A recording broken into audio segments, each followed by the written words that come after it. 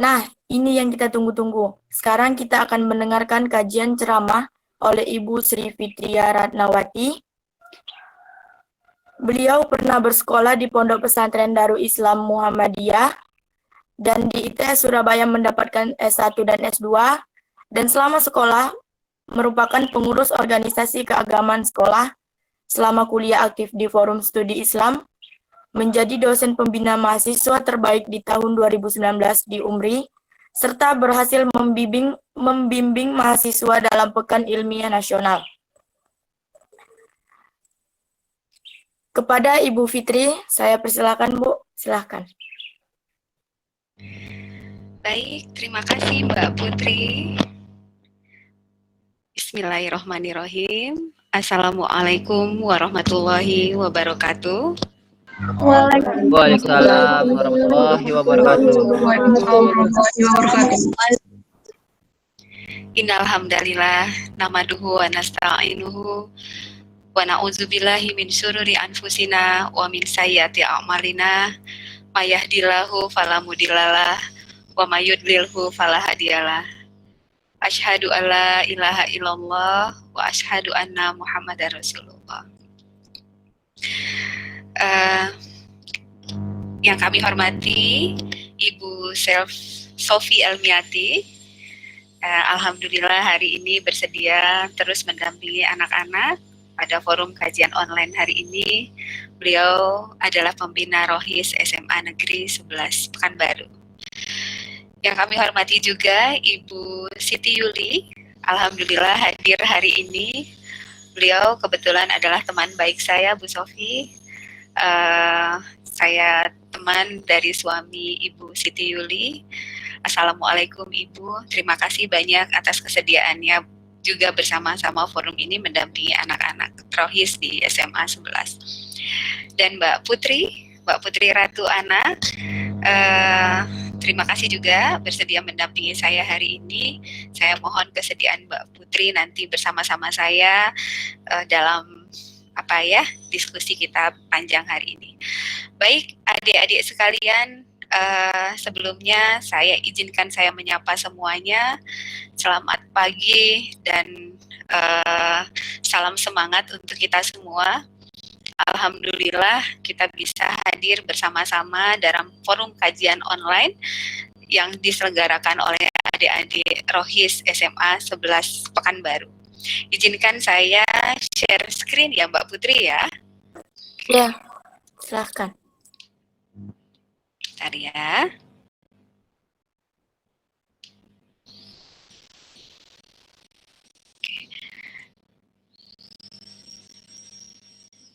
Bu Sofi, saya mohon maaf nanti bawaannya ngobrol aja sama adik-adik nggak apa-apa ya?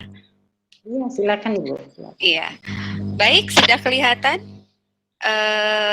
slide saya, Mbak Putri? Sudah Bu. Baik. Baik, Bismillahirrahmanirrahim. Saya senang dan bahagia hari ini bisa bersama-sama adik-adik semua. Beda spirit lah ketika bergabung dengan anak-anak SMA. Padahal hari-hari saya juga bertemu dengan anak-anak muda, tapi mahasiswa statusnya. Sebelum kita memulai kajian kita hari ini, izinkan saya memperkenalkan diri sedikit. Saya seperti tadi yang Mbak Putri sampaikan, nama saya Sri Fitria Ratnawati. Adik-adik semua boleh panggil saya Bu Fitri. Saya familiar dengan panggilan itu kalau di Universitas Muhammadiyah Riau. Mahasiswa memanggil saya Bu Fitri, teman-teman saya memanggil saya Mbak Fitri. Hari-hari saya di Universitas Muhammadiyah Riau diamanahi sebagai dosen di Fakultas MIPA dan Kesehatan di program studi fisika. Dan kebetulan saja kali ini saya masih sedang diamanahkan sebagai Wakil Rektor 1 Universitas Muhammadiyah Riau. Sebelumnya kami mengapresiasi kegiatan yang dilakukan oleh adik-adik Rohis SMA 11, kajian online dalam rangka memperingati Isra dan Mi'raj gitu ya. Baik, Mbak Putri, Oh iya, satu kali ini ya, kajian online ini kita bersyukur ya, hari ini kita masih bisa dipertemukan pada kondisi sehat walafiat, dan alhamdulillah ini walaupun pandemi ada di sisi kita gitu, walaupun cobaan ini ada, kita tetap bisa melakukan aktivitas-aktivitas yang bermanfaat. Akhirnya pandemi ini menjadikan kita umat manusia lebih kreatif, lebih inovatif gitu ya. Karena buktinya sekarang kita bisa melakukan kajian walaupun kita dalam kondisi di tempat kita masing-masing. Saya yakin nih adik-adik semua nih sekarang pasti ikut kajian juga sambil melakukan aktivitas lainnya ya. Ada yang mungkin sambil nonton TV, ada yang sambil sarapan pagi gitu ya, ada yang sambil bantuin orang tua, nggak apa-apa. Dan itu membuktikan bahwa ternyata manusia itu bisa melakukan banyak hal dalam satu waktu. Nah, intinya hidup ini menjadi lebih bermanfaat. Pandemi, alhamdulillah memberikan dampak positif bagi kita.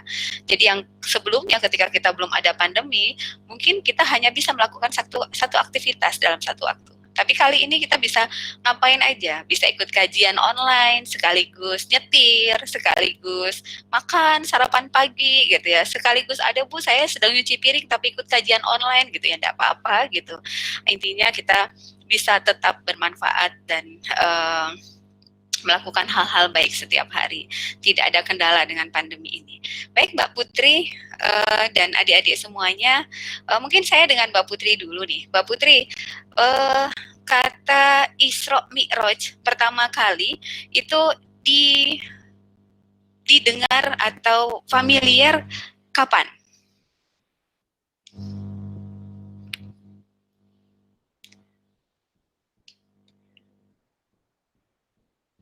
Mbak Putrinya masih ada?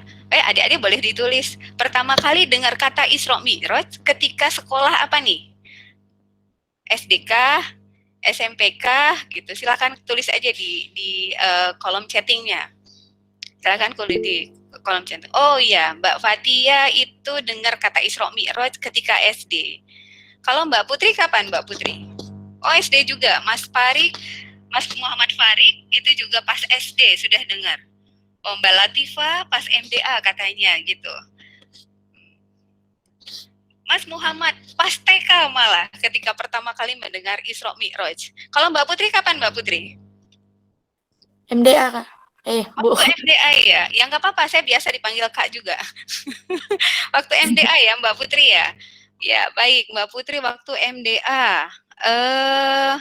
Oke.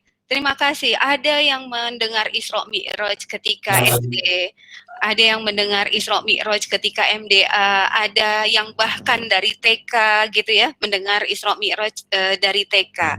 Nah, sekarang saya coba pengen gali adik-adik semua. Apa yang terlintas ketika kita mendengar kata Isra Mi'raj? Apa nih kalau misalnya 17 Agustus langsung terlintas, itu yang terlintas Panjat Pinang gitu ya, lomba-lomba. Pas Isra Mi'raj apa coba? Silakan Anda tulis di kolom chatnya. Apa yang terlintas kalau ada, oh itu ada peringatan Isra Mi'raj, atau Isra Mi'raj itu identik dengan apa ini? Yang pertama kali Anda dengar mungkin dari SD atau sering banget dengar Isra Mi'raj itu bolak-balik, tapi yang terlintas bayangan di kita itu apa? Hari libur, luar biasa Mas Satriawan ya, bener banget, hari libur. Mbak Fatia sholat gitu. Mas Zaki, Muhammad Zaki bilang perjalanan Rasulullah. Jadi dengar Isra Mi'raj itu langsung identik, besok libur nih gitu ya. Terus kemudian Mbak Fatia bilang Isra Mi'raj pasti bicara sholat gitu ya. Kalau Mas Bintang Prakoso, hari makan malam Bu di masjid, benar banget Mas Bintang. Bukan cuma makan malam, kita bawa-bawa itu ya. Biasanya tuh kalau Isra Mi'raj itu kita bawa sesuatu gitu ya, snack atau kue-kue, terus kemudian ngaji sama-sama, ketemu di masjid tukeran kue gitu ya Mas. Ini ya Bagus Santoso ya. Ada lagi? Ada lagi? Cukup itu ya. Ada yang nggak ngalamin waktu Isra Mi'raj tuh disuruh ikutan lomba gitu ya? Waktu TK, waktu MDA tuh apa tuh? Yang pas MDA, pas ngajinya atau ada perlombaan?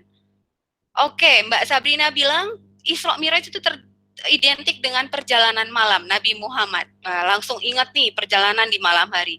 Isra Mi'raj 2 perjalanan yang dilakukan waktu Nabi Muhammad dalam satu waktu. Bener banget Mbak, ini luar biasa. Mas Andes ya? Mas Andes bilang Isra Mi'raj itu 2 bagian perjalanan yang dilakukan Nabi Muhammad dalam satu malam saja. Betul banget. Jadi ketika dengar Isra Mi'raj langsung ingat perjalanan Rasulullah. Ada lagi?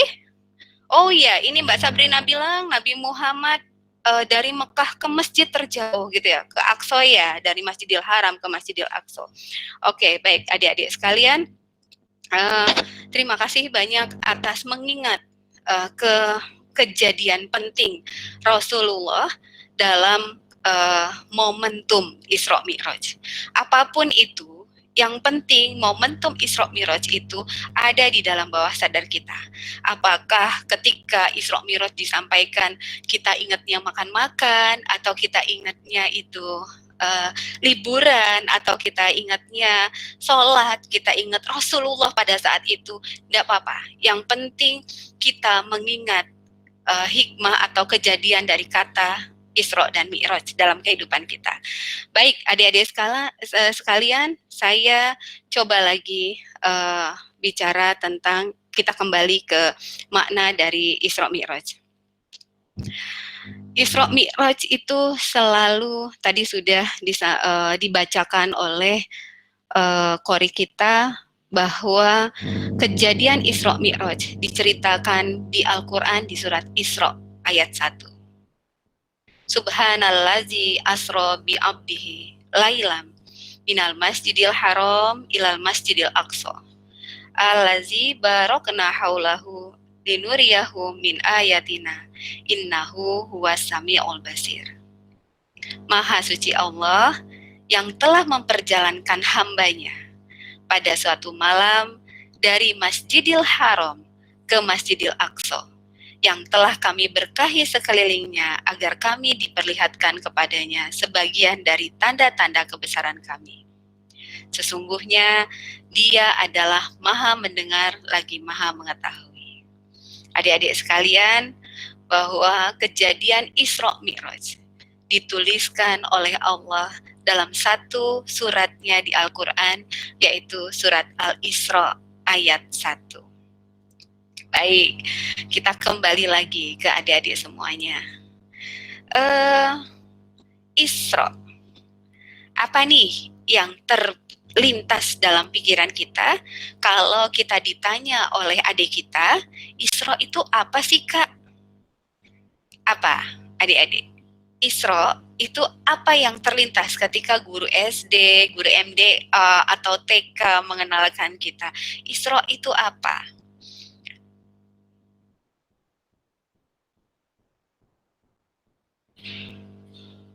Mbak Putri yang pertama kali mendengar kata Isra di MDA, kira-kira yang terbayang itu Isra Mi'raj, perjalanan Rasulullah, kan gitu ya? Perjalanan Rasulullah. Perjalanan dari mana ke mana? Ada yang bisa tahu, ceritakan kira-kira singkatnya ketika itu Rasulullah mengalami perjalanan dari mana ke mana?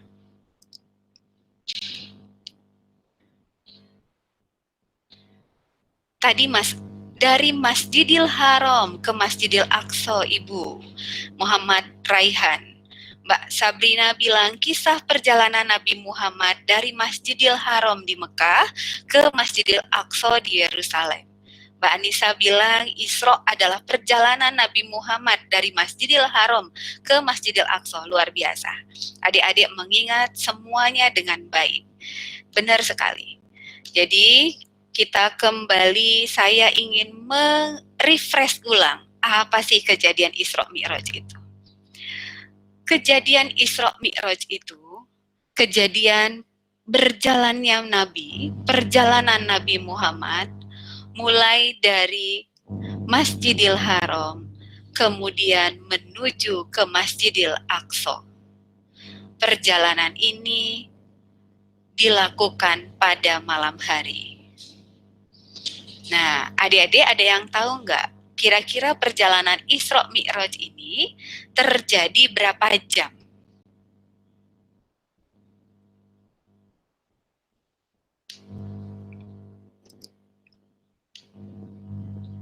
Ada yang ingat perjalanan Isra Mi'raj itu terjadi berapa jam? Tengah malam sampai subuh. Benar, Mas Muhammad Farid, tengah malam. Mbak Fatia bilang 1 malam. Oke. Mbak Ramdhani menembus langit ke-7 pada 1 malam tanggal 27 Rajab. Ya, kejadiannya di malam hari. Kurang lebih berapa hari? Berapa jam? Ada yang tahu kurang lebih berapa jam Rasulullah berjalan ini?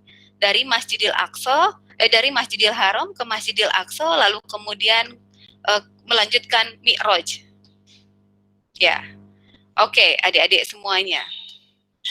Nah, perjalanan Isra Mi'raj dimulai dari Masjidil Haram menuju Masjidil Aqsa, dan itu semua terjadi di malam hari. Lalu kemudian perjalanan dilanjutkan dengan mengendarai kendaraan yang disebut dengan buraq. Dari Masjidil Aqsa, Rasulullah naik ke langit pertama. Ya, Rasulullah naik ke langit pertama dan di sana bertemu dengan Nabi Adam. Kemudian baru Rasulullah naik ke langit kedua. Di sana bertemu dengan Nabi Isa dan Nabi Yahya. Lalu kemudian dilanjutkan, Rasulullah naik ke langit ketiga. Beliau bertemu dengan Nabi Yusuf. Dilanjutkan, Rasulullah perjalanannya ke langit keempat. Bertemu dengan Nabi Idris. Oke, selanjutnya Rasulullah naik ke langit kelima. Bertemu dengan Nabi Harun. Lalu lanjut ke langit ke-6, bertemu dengan Nabi Musa. Dan yang terakhir, Rasulullah naik ke langit ke-7, bertemu dengan Nabi Ibrahim. Dan kemudian dibawalah Rasulullah ke sebuah tempat yang Rasulullah tidak kenal sama sekali, yang kemudian disebut tempat itu dengan Sidratul Muntaha untuk bertemu dengan Allah. Itu proses Isra Mi'raj yang dialami oleh Nabi Muhammad. Dimulai dari perjalanan dari Masjidil Haram. Kemudian Rasulullah menuju ke Masjidil Aqsa. Lalu kemudian naik tingkatan pertama, bertemu dengan Nabi Adam. Kemudian naik ke level berikutnya, bertemu dengan Nabi Isa dan Nabi Yahya. Lalu kemudian naik lagi ke level berikutnya, bertemu dengan Nabi Yusuf. Naik lagi ke level keempat, bertemu dengan Nabi Idris. Kemudian naik lagi bertemu dengan Nabi Harun, dilanjutkan terus naik bertemu Nabi Isa, lalu naik lagi bertemu Nabi Ibrahim, dan terakhir di puncaknya, di Sidratul Muntaha, Rasulullah bertemu dengan Allah. Semua itu terjadi pada malam hari, kurang lebih 3-4 jam saja.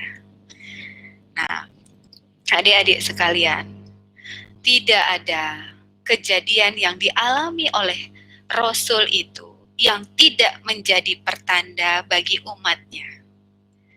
Artinya, kalau selama ini kita mengenang Isra dan Mi'raj, itu adalah mengenang peristiwa Rasulullah menjemput sebuah perintah yang langsung diberikan oleh Allah, dan itu tidak ada makna dalam kehidupan kita. Rasanya terlalu kecil kita menilai kejadian Isra dan Mi'raj. Karena seyogianya kejadian Isra dan Mi'raj itu adalah kejadian hanya contoh yang Allah berikan kepada melalui Rasulullah, ya untuk seluruh umat manusia. Coba adik-adik, kita lihat, kita ingat lagi. Rasulullah mengalami perjalanan Isra dan Mi'raj dalam satu malam saja. Satu hari. Yang kedua, Rasulullah perjalanan pertamanya itu dilakukan di dunia. Jadi kalau kita lihat Rasulullah memulai perjalanan dari masjid menuju ke masjid.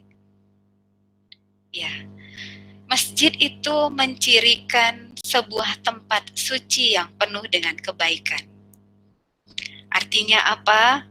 Rasulullah, Allah ingin menunjukkan bahwa peristiwa atau hidup itu sama seperti perjalanan Isra.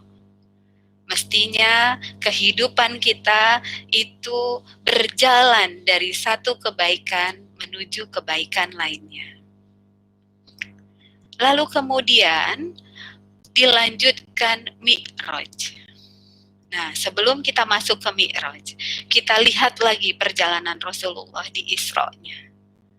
Perjalanan itu dilakukan di malam hari dan hanya satu hari saja, satu malam saja. Pertanyaan saya, kenapa sih Allah tidak mencontohkan perjalanan siang hari? Gitu. Tapi yang dicontohkan itu adalah perjalanan di malam hari.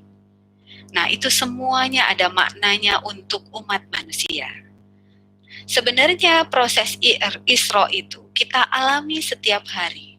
Jadi melalui kejadian Isra dan Mi'raj, Allah ingin kita mengambil hikmah bahwa setiap hari kita melakukan perjalanan dalam kehidupan. Setiap hari kita melakukan perjalanan dalam kehidupan. Dan hendaknya kita memulai perjalanan dari tempat suci dan menuju ke tempat suci lainnya. Dari satu kebaikan menuju kebaikan lainnya. Nah, jadi kalau kita bilang proses Isra dalam hidup, sebenarnya manusia itu hari-hari diperjalankan oleh Allah melalui kehidupan. Jadi kita sehari-hari itu mengalami proses Isra. Kita diperjalankan oleh Allah di dalam kehidupan ini. Hari-hari seperti itu. Nah, hendaknya perjalanan manusia itu berawal dari satu tempat suci menuju ke tempat suci berikutnya. Jadi mungkin kita harus refleksi dengan kegiatan Isra dan Mi'raj ini, apakah perjalanan kita hari-hari ini sudah kita mulai dari tempat suci dan apakah kita akhiri ke tempat suci lagi? Atau sudah dimulai dari sebuah kebaikan, kemudian kita akhiri dengan kebaikan lagi. Adik-adik tahu nggak Rasulullah itu ngapain ketika di Masjid Aqsa? Rasulullah melakukan sholat 2 rakaat. Itu di akhir perjalanan Isra-nya di dunia. Jadi di dunia itu digambarkan hendaknya kita, manusia itu sebenarnya mengalami Isra yang dia akhiri, dia finishkan dengan sholat 2 rakaat. Oke, kita lanjutkan. Nah, seyogianya semua perjalanan itu memiliki peta. Kalau kita nih mau pergi ke mall misalnya ya, ke kampus Umri atau ke mall FKA atau ke SMA 11, itu biasanya kita minta mappingnya kemana. Ini arahnya kemana ya kalau dari sini ya, gitu. Pesan Gojek, Grab, atau apa. Setiap perjalanan itu pasti punya peta dan pasti punya arah. Belok kanan dulu kah atau belok kiri kah, ke arah mana dia. Nah, itu. Dan selanjutnya, perjalanan itu dapat dibantu media atau kendaraan untuk kita bisa cepat sampai ke tujuan. Nah, itu digambarkan dalam sebuah proses Isra dalam hidup kita. Jadi Rasulullah memperlihatkan proses Isra itu untuk kita bisa ambil hikmah bahwa sebenarnya kehidupan kita itu diperjalankan oleh Allah setiap hari, seperti itu. Nah, baik adik-adik sekalian, kita lihat bahwa Isra itu kenapa Allah letakkan di malam hari. Kalau boleh saya tanya ke adik-adik semua, kebayang nggak berjalan malam hari? Apa yang dirasakan kalau disuruh jalan malam hari? Apa yang dirasakan? Sepi. Sepi. Mbak Sabrina bilang sepi. Yang lain apa? Silakan. Takut. Mbak Fatia bilang takut. Apalagi? Apalagi? Identik apa nih malam nih? Sunyi. Iya, kalau malam tuh identiknya apa nih malam? Takut, sunyi. Mas Doni bilang dingin. Apalagi? Gelap. Mbak Devina bilang gelap. Muhammad Satriawan bilang enak Bu, bisa sambil ngopi. Bener banget.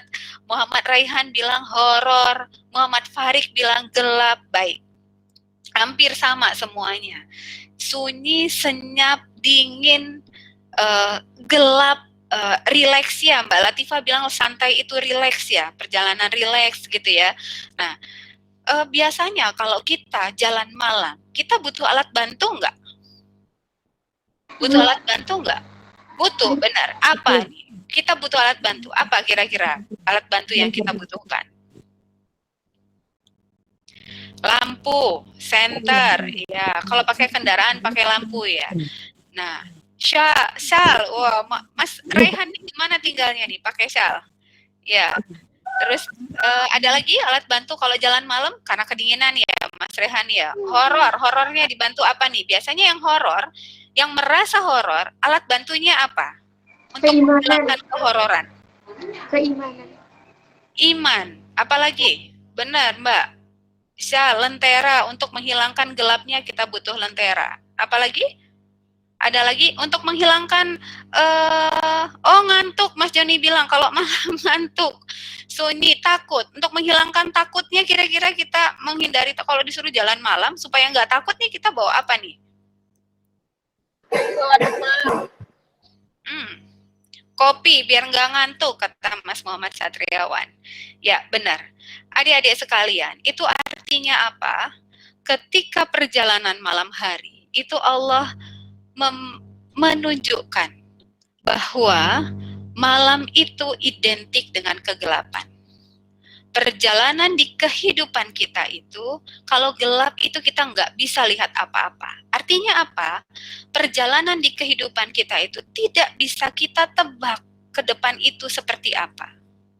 Yang kedua, kegelapan butuh cahaya. Karena kita tidak tahu apa yang ada di depan kita, maka kita butuh sesuatu. Kita butuh sesuatu untuk menerangi jalan kita. Apa? Biasanya kita butuh cahaya. Tadi ada yang bilang senter, lampu gitu ya, lentera, dan lain sebagainya. Sama, perjalanan kita di kehidupan ini butuh cahaya untuk kita bisa melihat peta jalan kehidupan kita. Lalu kemudian, gelap itu identik dengan rasa khawatir dan rasa takut. Rasa kedinginan gitu ya, rasa sunyi, hampir sama itu. Itu gelap identik dengan itu. Begitu juga dengan perjalanan kehidupan kita. Kita hari-hari dihantui dengan rasa khawatir, rasa takut, sunyi, dingin bukan hanya physically tetapi dalam kejiwaan kita gitu ya. Maka sebenarnya untuk mengatasi rasa itu biasanya itu menggambarkan bahwa sebenarnya kita tergantung terhadap sesuatu untuk menghilangkan rasa itu. Kita butuh sesuatu untuk membuat kita tenang. Butuh sesuatu untuk menghilangkan galau dan khawatir kita. Kira-kira ke depan kita seperti apa? Nah, perjalanan Isra digambarkan oleh Allah. Itu Rasulullah berjalan di malam hari, itu bukan tidak ada maknanya. Itu menunjukkan pada kita semua umat manusia bahwa perjalanan kehidupan kita itu seperti perjalanan di malam hari. Di depan itu kita tidak tahu seperti apa, gelap. Maka untuk kita tahu, kita butuh penerangan, cahaya. Kemudian karena kita tidak tahu seperti apa nanti 1 tahun ke depan kita kayak apa, besok pagi kita masih hidup atau enggak gitu ya, 5 tahun lagi, 2 tahun lagi nih saya lulus SMA atau enggak, saya sudah bisa kuliah di perguruan tinggi yang saya idam-idamkan atau enggak, semuanya gelap. kita nggak tahu, maka kita butuh cahaya untuk menerangi itu. Dan kita biasanya dipenuhi dengan rasa takut, khawatir, galau kalau anak-anak sekarang ya. Setiap hari, aduh cemas gitu ya, saya bisa nggak ya ujian ini, saya bisa nggak melalui ini. Nah itu semua menggambarkan bahwa sebenarnya ketika manusia diperjalankan dalam kehidupannya, manusia itu butuh terhadap sesuatu.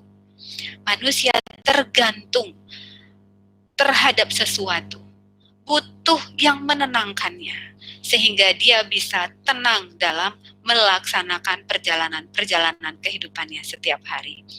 Baik, nah adik-adik sekalian, tadi sudah saya sebutkan, bertemu dengan Nabi Muhammad, gitu ya, bertemu dengan Nabi, gitu ya. Jadi Rasulullah ketika Isra itu dari masjid satu ke masjid yang lain, lalu kemudian naik Mi'raj. Ketemunya itu hanya dengan 8 nabi. Dari 25 itu ketemu hanya dengan 8 nabi. Dan itu naik satu persatu. Oke, adik-adik. Tadi sudah saya sebutkan, nabi pertama yang ditemui oleh Rasulullah itu siapa? Nabi Adam. Nabi Adam. Oke. Nabi Adam itu identik dengan apa? Nenek moyang ya kalau kita ya. Nenek moyang. Atau kalau boleh saya sampaikan lagi, yang kita Nabi Muhammad berjalan Mi'raj, naik di level pertama, itu bertemu dengan Nabi Adam. Nabi Adam itu ayah dari seluruh umat manusia. Terus apa ini Ibu? Maksudnya, Mi'raj itu adalah proses kenaikan manusia. Levelnya manusia. Maka untuk bisa naik level, pertama kali yang harus kita temui adalah orang tua kita. Jadi makna dari Isra Mi'raj, Nabi bertemu dengan Nabi Adam, Rasulullah bertemu dengan Nabi Adam, itu memberikan isyarat kepada kita semua umat manusia untuk kita bisa naik level dalam kehidupan ini. Maka orang pertama yang harus kita jaga, yang harus kita temui, yang harus kita mintakan doanya adalah orang tua kita. Yang kedua, kita akan bisa naik level berikutnya ketika kita bertemu. Rasulullah gambarkan dengan pertemuan Nabi Yahya dan Nabi Isa. Adik-adik, kalau saya sebutkan Nabi Yahya dan Nabi Isa, itu yang terfikirkan apa? Nabi Isa deh. Apa yang teringat ketika Nabi Isa?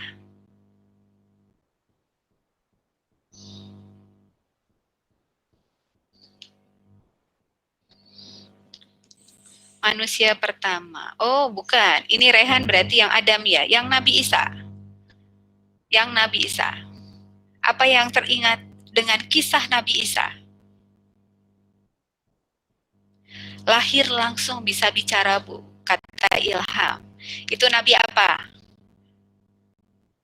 Turun kembali ketika akhir zaman, kata Mbak Fatia. Oke. Nabi Yahya dan Nabi Isa itu kisahnya sama, unik. Nabi Yahya dan Nabi Isa itu unik sekali. Ya. Lahir tanpa ayah. Nabi Isa lahir tanpa ayah. Oke, Muhammad Rizky, terima kasih. Apalagi?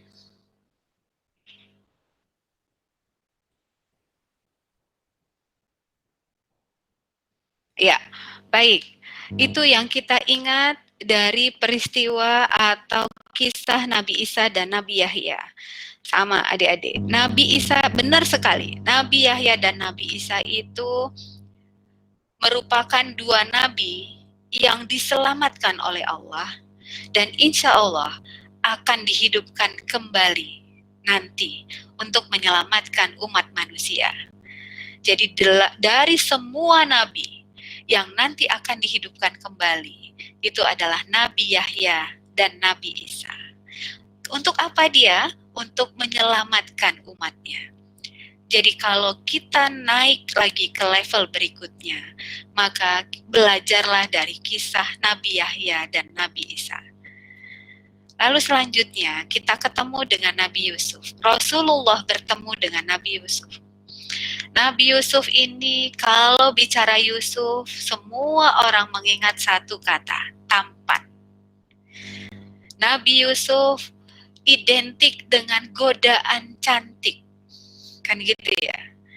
Maka Rasulullah menggambarkan ketika Mi'raj, kita akan selamat dan naik ke level ketiga.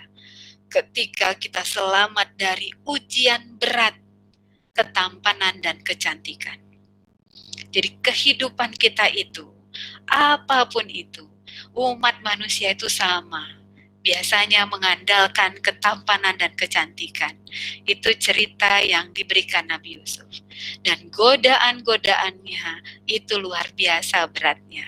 Kalau kita bisa selamatkan diri kita dari itu, maka insya Allah kita akan bermi'raj, naik level ke level yang ketiga. Selanjutnya naik ke langit yang keempat. Rasulullah bertemu dengan Nabi Idris. Nabi Idris ini unik. Kalau adik-adik dengar cerita Nabi Idris seperti apa, Nabi Idris itu terkenal dengan sangat taat. Hidupnya beribadah saja. Bahkan beliau mohon sama malaikat yang pada saat itu ingin mencabut nyawanya. Dia bilang, tunggu, tolong tunda cabut nyawa saya ingin ibadah sekali lagi. Jadi gambaran Nabi Idris itu adalah gambaran ketaatan. Maka untuk kita naik ke level berikutnya, kita bisa meningkatkan level kita dengan ketaatan yang dicontohkan oleh Nabi Idris. Lalu kemudian di level yang kelima, lebih tinggi lagi. Jadi kalau tadi itu semuanya level 1, 2, 3, dan 4 itu masih seputar diri kita sendiri. Ke orang tua, ke diri kita, tentang ketampanan, kecantikan, dan rizki yang Allah berikan kepada kita, godaan-godaannya, yang kemudian kita taat, itu semua masih seputar diri kita. Lalu Rasulullah naik ke level yang kelima. Yang kelima itu Rasulullah bertemu dengan Nabi Harun. Nabi Harun kalau adik-adik lihat ceritanya seperti apa, Nabi Harun ini adalah salah satu nabi yang selalu dibawa kemana-mana oleh Nabi Musa untuk membantu Musa dalam apa? Dalam berdakwah. Nabi Harun terkenal dengan kecakapannya berbicara. Nabi Harun fasih dalam berbicara, lembut, tenang, dan ketika bicara itu sangat mudah dipahami. Jadi Nabi Harun itu menjadi tangan kanan Musa untuk apa? Mendakwahkan semua ajaran-ajaran Allah. Jadi dibawa kemana-mana sama Musa. Artinya apa? Adik-adik sekalian, insya Allah kita juga akan mengalami naik tingkat seperti Rasulullah di tingkatan kelima. Ketika kita bisa memberikan manfaat lebih atau kita bisa mensiarkan agama ini kepada yang lain. Kita berlatih berdakwah, kemudian bicara, lembut, tenang, dan kata-kata kita itu mudah dipahami. Insya Allah kita bisa naik ke level yang berikutnya. Lalu kemudian di langit yang keenam, Nabi Rasulullah bertemu dengan Nabi Musa. Nabi Musa ini menggambarkan sosok yang berani mengatakan kebenaran. Cerita Nabi Musa ini kan unik. Dia bertemu atau uniknya itu dia berjuang melawan Fir'aun yang pada masa itu sedang berkuasa, kemudian merawatnya. Gitu. Artinya apa? Tapi beliau tetap mengatakan kebenaran walaupun beliau sedang berhadapan dengan penguasa. Walaupun beliau berhadapan dengan orang yang membesarkannya. Ini ujian yang sangat berat yang dialami oleh Nabi Musa. Maka kalau kita sudah selesai dengan keluarga kita, kita sudah selesai dengan diri kita, kita sudah selesai dengan melewati ujian berat yang ada diri kita sudah selesaikan ketaatan kita, kita bisa berdakwah, maka kita diuji lagi untuk naik level berikutnya dengan berani nggak kita melawan orang yang lebih tinggi dari kita atau dengan orang yang terdekat dengan kita jika dia melakukan kesalahan, kan seperti itu. Jadi Musa menggambarkan sosok yang berani mengatakan kebenaran walaupun kepada orang-orang yang berjasa pada dirinya, bahkan kepada penguasa yang berkuasa pada saat itu. Nah, untuk umat manusia ini, kita manusia bisa naik ke level yang ke-6, maka kita harus bisa melewati fase itu. Dan yang terakhir adalah Nabi Ibrahim. Nabi Ibrahim ini memiliki ujian yang terberat dari kecintaan kita. Gitu. Biasanya manusia itu digambarkan dengan kecintaan yang sangat terhadap harta, kecintaan yang sangat terhadap keluarga. Kita tahu ketika disebutkan kata Nabi Ibrahim, maka kita langsung ingat Ismail dalam peristiwa kurban, kan seperti itu. Nah, jadi kalau kita sudah bisa melepaskan rasa cinta kita terhadap sesuatu yang sangat kita cintai hanya untuk Allah saja, insya Allah semua umat manusia dunia ini akan berada di langit ke-7, di tempatnya Nabi Ibrahim, seperti itu. Baik, itu adalah hikmah bertemu 8 nabi. Jadi 8 nabi yang ada di Mi'raj, di peristiwa Mi'rajnya Nabi Muhammad, itu sebenarnya memberikan pelajaran kepada semua umat manusia bahwa kita itu akan menemui hal-hal itu tadi, ujian-ujian itu dalam kehidupan kita untuk bisa naik level. Level pertama, kedua, ketiga, keempat, sampai level yang terakhir, level 7, untuk bisa kita bertemu dengan Allah di Sidratul Muntaha. Baik, adik-adik, Mi'raj itu tadi naik level, atau kita bilang pendakian. Kalau adik-adik lihat pendakian seperti apa orang mendaki, itu yang diingat adalah naik dari satu tingkatan ke tingkat yang lainnya.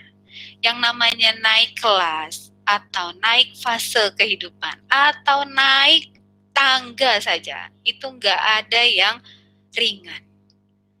Selalu membutuhkan energi, selalu membutuhkan usaha, dan dipenuhi godaan. Kita sekarang berada di kelas 1, kita mau naik kelas 2, ada yang kita perjuangkan. Kita sekarang sudah di kelas 2, mau naik kelas 3, kita harus berjuang lebih keras lagi, lebih dari kelas 1. Nah, kita sekarang kelas 3 nih, mau pindah fase kehidupan dari anak SMA ke fase mahasiswa. Perjuangannya jauh lebih berat daripada ketika kita naik kelas 1 menuju kelas 2. Itu kehidupan adik-adik. Dan itu digambarkan dalam peristiwa Mi'raj, naik dari level 1 ke level berikutnya. Jadi Mi'raj itu menunjukkan tahapan-tahapan kehidupan kita naik kelas, tahapan-tahapan fase kehidupan yang kita lalui. Sekarang usia kita berapa? Rata-rata di 15 tahun, naik ke 16, 17, 18, ada fase baru nanti di atas 20, dan itu kita pasti membutuhkan energi yang lebih banyak dari yang lainnya. Maka kalau mau selamat menghadapi fase itu, lihatlah peristiwa Mi'raj atau pendakian Rasulullah, bertemu siapa dia, selamat dari peristiwa apa nabi-nabi itu. Oke. Lalu Mi'raj atau sang pendaki ini menunjukkan karena kita butuh energi, kita butuh kekuatan, kita menghadapi banyak cobaan. Ketika naik kelas atau naik fase kehidupan, itu artinya apa? Kita harus mengalami proses peningkatan kualitas diri. Dari Mi'raj itu hanya bisa kita lakukan jika kita meningkatkan kualitas diri kita. Dan selanjutnya Mi'raj itu kalau kita sudah melewati semua fase kehidupan ini dengan baik, sudah meningkatkan dan melayakkan kualitas diri kita, insya Allah kita akan merasakan nikmat yang luar biasa. Cita-cita yang luar biasa, apa itu? Bertemu dengan Allah. Tidak ada kebahagiaan yang lebih daripada bertemu dengan Allah. Dalam kehidupan ini, di peristiwa Isra Mi'raj digambarkan, ketika kita bisa melewati naik kelas dan bisa melewati fase kehidupan dan kualitas diri kita meningkat, maka insya Allah kita akan mendapatkan kebahagiaan di dunia. Dan tentunya rasanya kebahagiaan itu seperti rasa bahagianya bertemu dengan Allah. Rasulullah bertemu dengan Allah. Baik, satu lagi ya di peristiwa Mi'raj. Rasulullah menerima perintah sholat. Nah, kok kayaknya Bu, kita udah bertemu dengan Rasulullah, tapi ketika itu yang dapatnya perintah sholat. Nah, di situ nanti saya akan gambarkan perintah sholat itu maknanya seperti apa. Baik, sekarang kita kembali ke Isra Mi'raj kita masing-masing, ke perjalanan kehidupan kita masing-masing. Maka adik-adik, perjalanan Isra Mi'raj yang tadi digambarkan Rasulullah itu sebenarnya menggambarkan sebuah proses kesuksesan. Bagaimana kita bisa meraih kesuksesan? Apa yang harus kita lakukan di dunia ini? Mulainya dari mana? Kita harus menentukan tempat kita bermula dan kita harus punya tempat tujuan kita. Dan ingat, tempat bermula dan tempat tujuan itu harus merupakan kebaikan. Nah, tempat itu tentunya menuju tempat-tempat mulia itu kita setiap hari harus memiliki peta jalan kemana arahnya. Dan juga untuk meneranginya kita butuh cahaya, kita butuh tempat sandaran untuk menghilangkan rasa khawatir. Dan kita butuh berjuang untuk bisa naik ke kelas-kelas berikutnya serta melewati fase-fase kehidupan untuk menuju sebuah kesuksesan seperti itu. Maka dari itu, adik-adik dari sekarang kenali di mana titik awal perjalanan kita, kemudian tetapkan tujuan-tujuan perjalanan kita, kemudian tetapkan mau kapan kita raih kesuksesan ini, gitu ya. Lalu kemudian kenali semua potensi diri kita untuk kita bisa tingkatkan setiap hari, gitu. Dan satu lagi, siapkan diri kita untuk menghadapi berbagai rintangan. Nah, untuk itu, insya Allah, jika kita sudah melalui fase itu, kita akan menggapai kemuliaan, naik level dari satu level ke level berikutnya, dan mencapai kesuksesan. Ingat, sukses itu ditempuh dengan kerja keras. Tidak ada satupun fase dari Isra Mi'raj yang tidak menggambarkan kerja keras Rasulullah. Sampai Rasulullah bisa bertemu dengan Allah, semuanya tercermin dilewati dengan kerja keras. Selanjutnya, satu lagi, kita bisa menggapai kemuliaan dalam proses Mi'raj itu, awali dengan membahagiakan orang tua kita.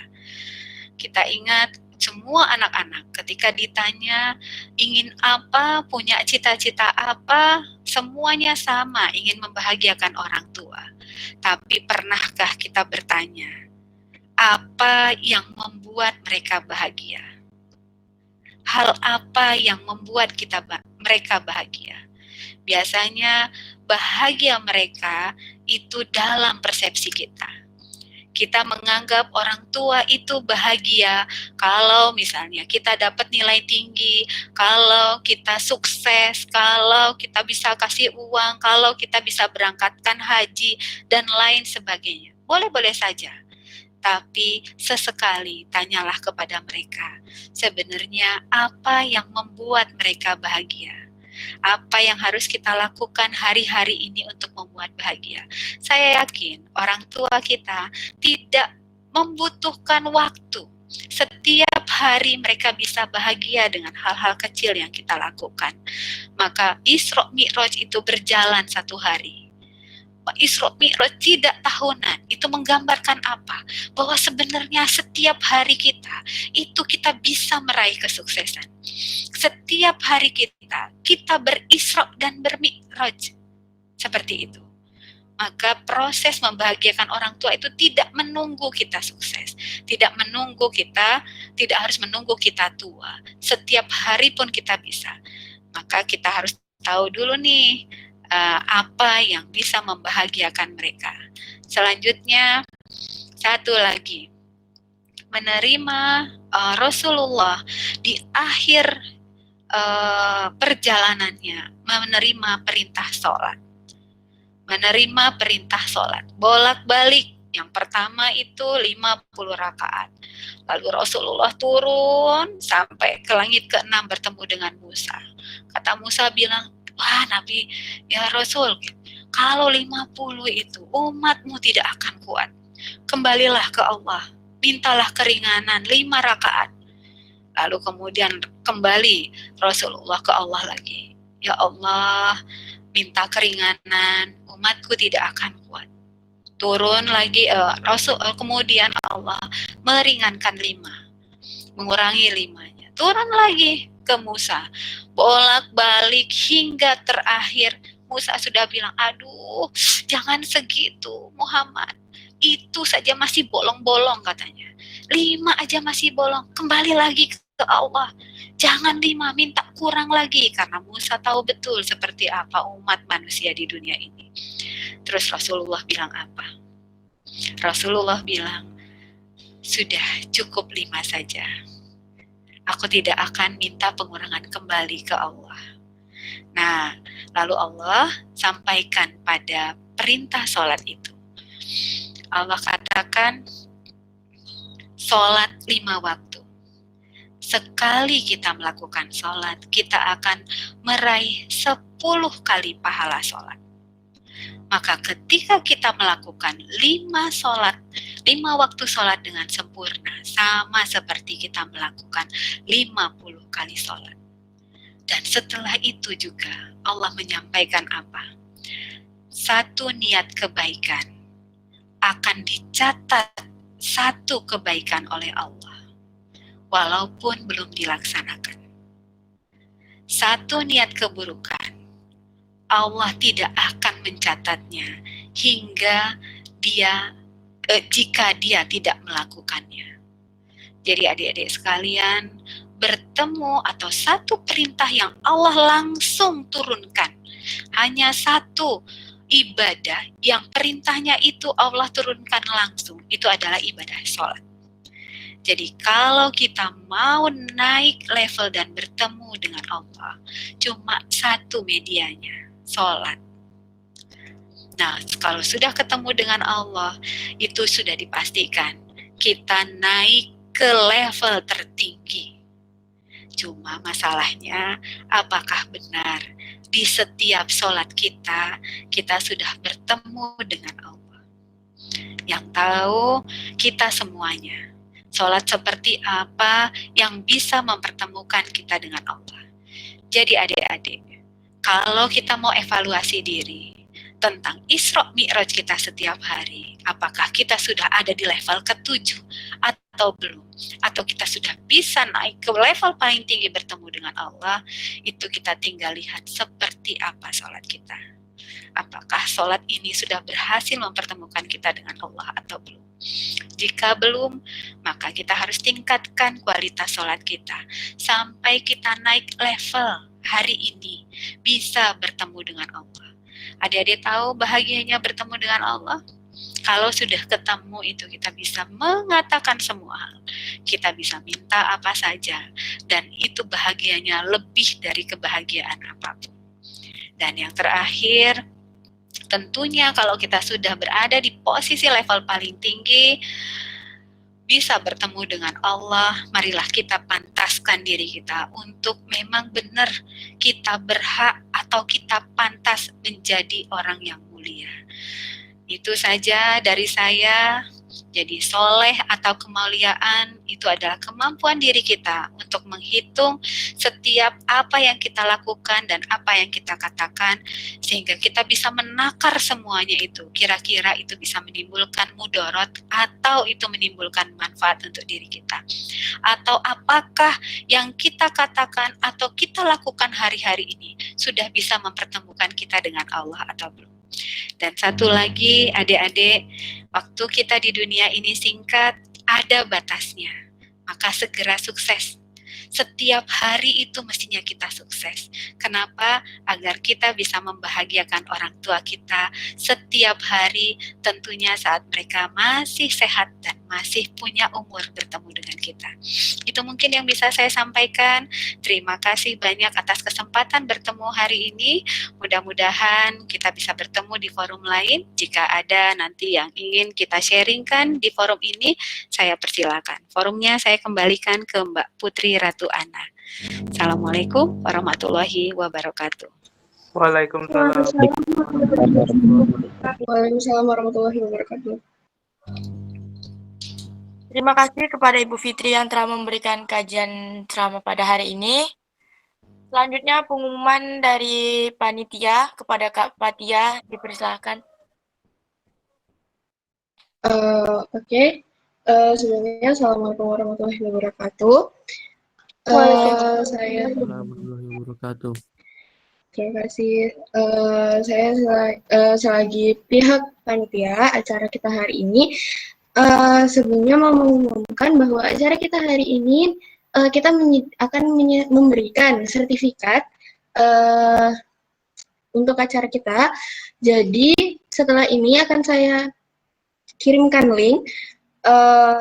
Mohon diisi Google Forumnya.